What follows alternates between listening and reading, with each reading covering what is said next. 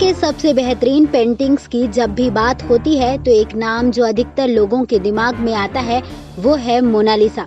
Mona Lisa दुनिया की सबसे चर्चित पेंटिंग है।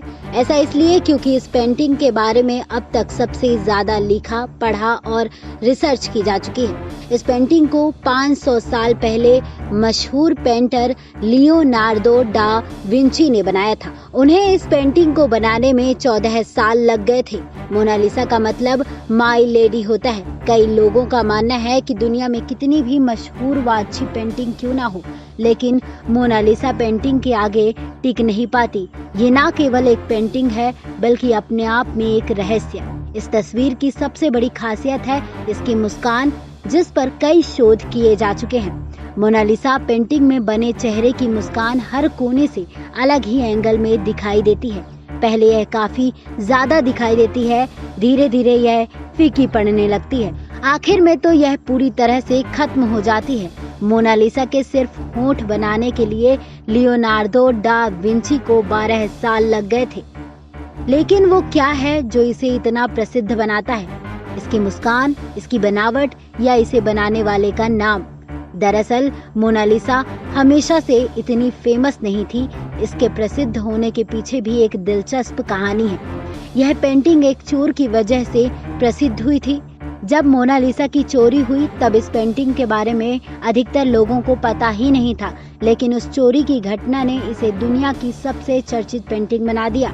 21 अगस्त साल 1911 को मोनालिसा पेंटिंग को पेरिस के लूव्र संग्रहालय से चोरी कर लिया गया। इतने बड़े म्यूजियम से पेंटिंग का चोरी हो जाना बहुत ही बड़ी बात थी। इसके चोरी होने के बाद पहला शक पेंटर पाब्लो पिकासो पर लगा था। उनसे काफी पूछताछ के बाद यह आरोप उन पर से हटा दिया गया था। इसकी चोरी के बाद 1 हफ्ते तक म्यूजियम को बंद कर दिया गया था कि पेंटिंग शायद म्यूजियम में ही अंदर कहीं होगी। काफी खोज के बाद पता लगा कि इसे म्यूजियम में ही काम करने वाले विंसेंजो पेरुगिया ने उसे चुराया था। दरअसल विंसेंजो संग्रहालय में मोनालिसा की पेंटिंग के लिए एक कांच का फ्रेम बना रहा था।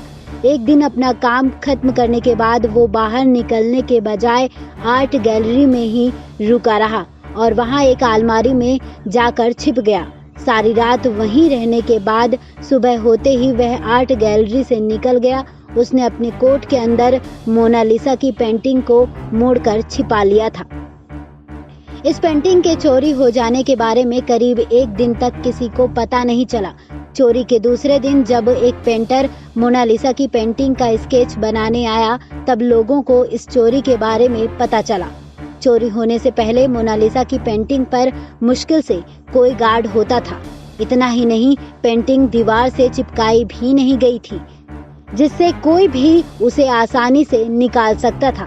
लेकिन एक चोर ने मोनालिसा को खबरों में ला दिया। उस समय प्रकाशित होने वाले सभी अखबारों के फ्रंट पेज पर मोनालिसा की तस्वीर छापी गई। मोनालिसा की पेंटिंग इतनी मशहूर हो गई कि आर्ट गैलरी में खाली जगह देखने के लिए बड़ी संख्या में लोग वहां आने लगे। चोरी होने के 2 साल तक इस पेंटिंग को ढूंढा नहीं जा सका था।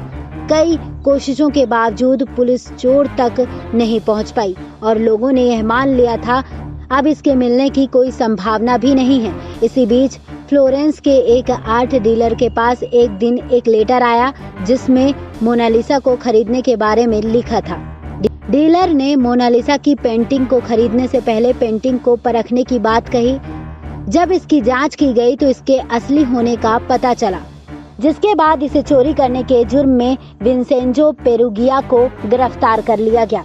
इस चोरी पर उसका कहना था कि उसे इस तस्वीर से प्यार हो गया था, साथ ही वह उसे उसकी असली जगह इटली पहुंचाना चाहता था। उस समय 32 साल के रहे विंसेंजो को चोरी के लिए 7 महीने की जेल हुई। इस घटना के बाद इटली में विंसेंजो पेरुगिया वहां के लोगों के लिए एक देशभक्त होने का उदाहरण बन गया। पेंटिंग को फिर से लूव्र संग्रहालय ले आया गया और तब से यह वही है और इसे देखने के लिए लाखों लोग हर साल दुनिया के हर कोने से आते हैं। ये जानकारी कैसी लगी आप हमें कमेंट बॉक्स में कमेंट कर जरूर बताएं। बाकी तमाम जानकारी के लिए बने रहिए हमारे साथ। SPN9 न्यूज रूम से श्रुति की रिपोर्ट।